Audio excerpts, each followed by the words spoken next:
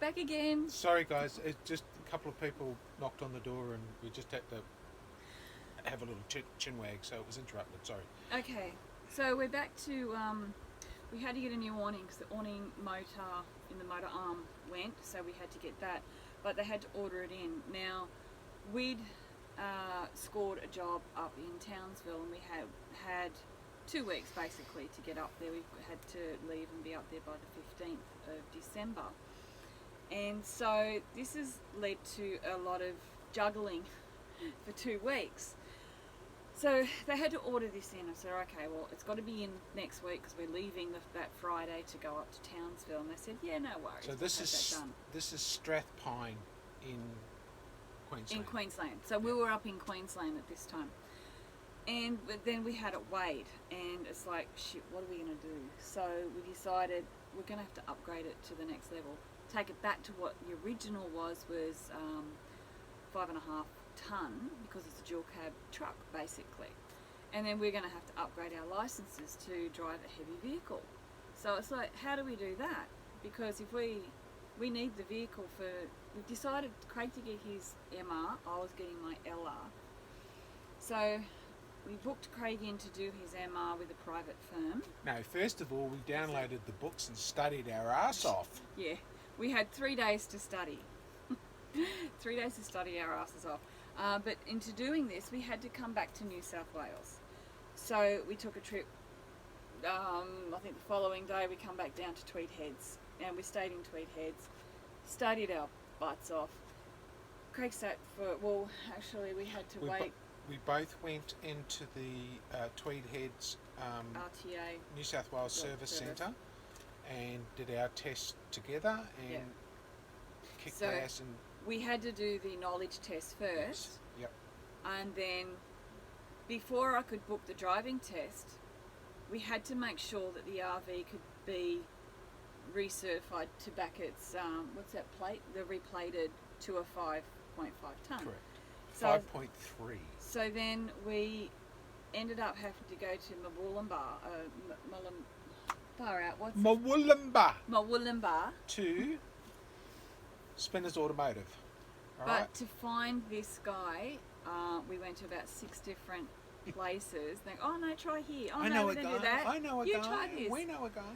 Anyway, we found this guy, but his address had changed. So we ended up, by luck, finding this company. Thank God we did. Took it in and said, please can you help us? We need to get the GVM back to the original because we're running over Well, weight. actually, it's recalibrated to what the vehicle was designed to carry, which was 5.5 tonne. This is a commercial vehicle. Yeah.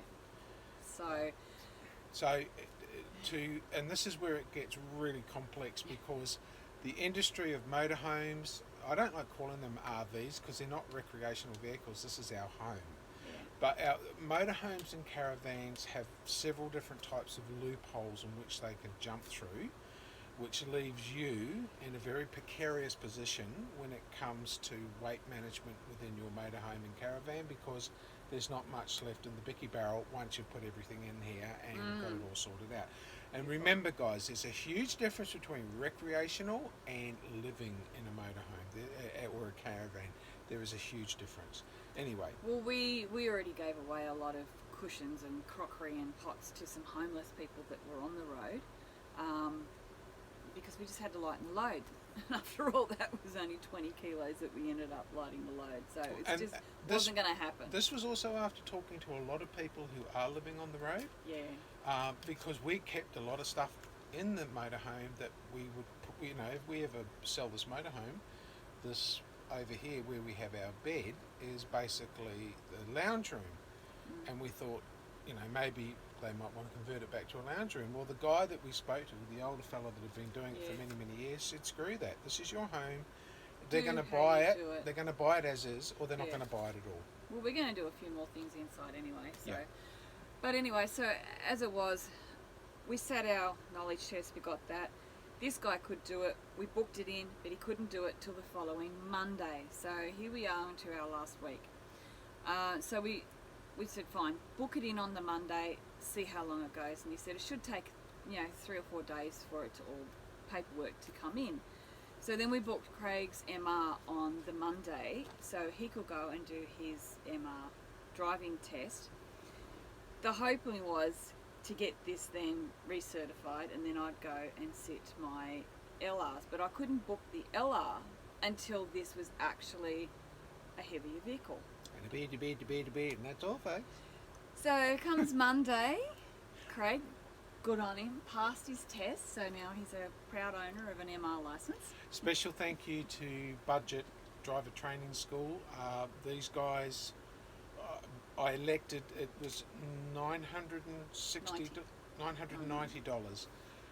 You go with a trained driver and you drive round and round and round and round and round and get used to the vehicle, and then you sit the test. So it's actually a one-day stop affair. Yeah. You drive the truck around, get used to it, and then you sit the test, and that is actually filmed on camera, and then another assessor goes over it and okays it. There's lots and lots of paperwork that gets sent to RTA or New South Wales Service, and it all gets approved, and that's how you get your licence. It's a fairly quick way to get your MR licence, but I can assure you it's costly. Well, we were quoted $2,500 by other companies. We were quoted $2,500. Did really well at under $1,000. So you know, you just got to keep it in perspective of what you want to what your needs require. Yeah. So we got off quite light with that, you know, and the assessor that took me for my MR was a interstate truck driver, and he basically reamed my ass out for the day. I was so exhausted when I came home, I think I just fell into bed and slept, because it was a very long, hard day. But by golly, as I said in my Facebook vlog, I have a new respect for truck drivers and the dangers involved in operating truck. Yeah. So anyway. Well, that was the Monday. So we got that, took this in, and the guy said, yeah, no worries, bring it in Monday and I will do the compliance plate and This do is everything. Peter from Spinners Automotive and his crew. Oh, absolutely amazing people. Okay. All of them. They all bent over backwards to help us because they knew we were in a situation that had to be done, and being 3 days, it's like, oh my God. This is Christmas time. They have a lot of work to do. We Yeah. walk into their room and go, help! And they responded accordingly. So that got done on the Monday, and then we sort of were waiting around and then we got the phone call that the awning arm motor had come in. So, and they could only book us in for the following Monday, and I said, no, we can't do that, we need it done this week. So she jiggled around the books and everything, said, right, can you bring it up Thursday? Yep, no worries. So back up to Brisbane for another quick trip. Up to Brisbane and got the motor put in. That day, stayed I think the night before Brisbane. Yep. Wednesday we actually went up to Nanango, 5 hours drive, to visit my 101-year-old Nana and Auntie up at Nanango, which was absolutely amazing to see. So we did a 10-hour round trip in the afternoon. It was very interesting. And then the Thursday we got the motor put in, and as soon as we'd done that, straight back down to Tweed Heads for the Friday because I had to sit my LRs. I'm like, okay. So what it was, we actually come back down on the Thursday morning, we got the compliance plate, you put it on, everything was all fantastic, great. Friday morning we come around to the RTA, went into the RTA, oh, hang on, you need to go and get a heavy vehicle inspection test done. This was today, love, not, it was today, No, wasn't yeah, it? Friday. Right, so this is at 10 o'clock in the morning. She sits for her LR at 11:15. No, 1:15. I'm like, I'm going to sit for my LRs in this. So it has to be a heavy vehicle for me to get my LRs. So, and the beautiful people at the service centre up Hey, here. thumbs up to New South Wales Service Tweed Heads. Oh, Those brilliant. guys were amazing. They didn't hinder, they helped, they had numbers, they had people to contact. We would not have been able to do it without their help. Yep. Was this guy? That's the one. We went down, just down the road Just round the to corner. this guy.